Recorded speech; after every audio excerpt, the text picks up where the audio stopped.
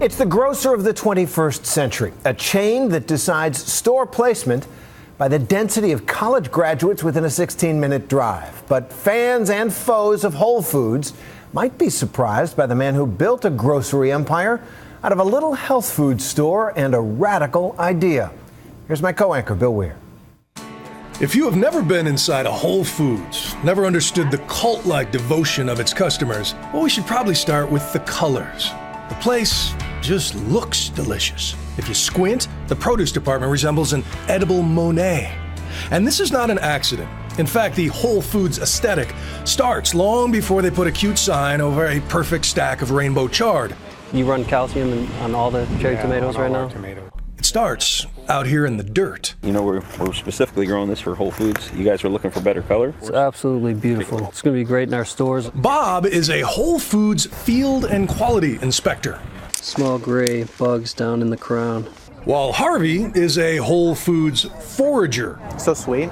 They are kind of like Major League Scouts, but instead of driving to random ball fields looking for pitchers, they hit farm fields and farmers markets in search of the crunchiest green pepper or a nice Peruvian chocolate cashew milk. Wow. Harvey scours foodie blogs and drives hundreds of miles per week. This is sesame going on. And then Today, he's looking for up-and-coming bagel artisans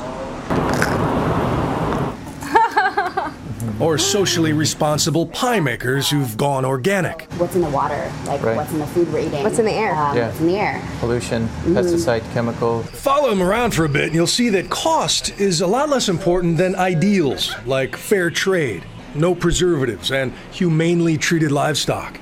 Values which attract the kind of person willing to pay $8 a pound for granola.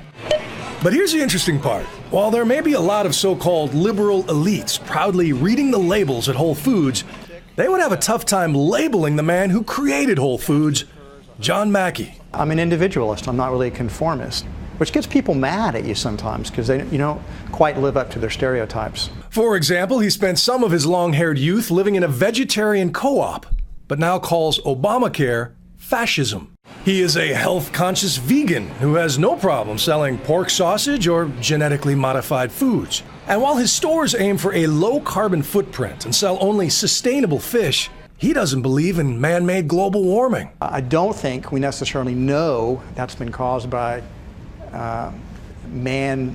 human-caused industrialization or carbon dioxide. I'm not a climate scientist, I'm not a climate expert. I'm just a fairly well-read guy who reads both sides of an issue. The head of a coal company says, I don't believe in man-made climate change. It's not news.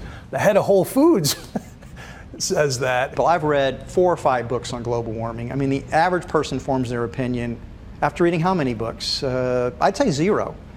Now, before conservatives start to swoon, you should know that he takes $1 a year in salary as a statement on income inequality. He equates modern hamburger production with the evils of slavery and denying women the right to vote.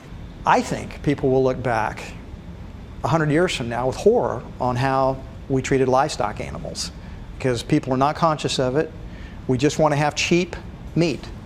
Swearing off meat is a big part of Mackey's story. He fell in love with fresh produce living in that co-op, borrowed some money, and as a dig at grocery giant Safeway, opened Safer Way, a health food store in Austin, Texas.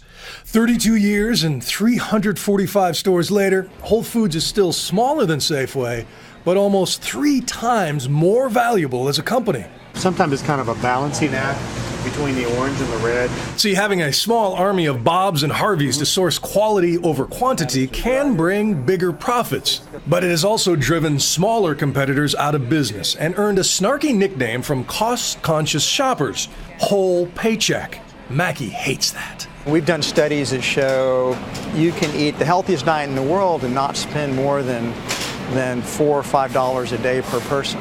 When I say the phrase whole paycheck, what goes through your mind? Put it back in your mouth. That's old news, man. That's old news. That's old news. That It's doesn't old news. apply anymore. It's not where we are right now. It was true a few years ago. It was true, though. And it's a catchy term.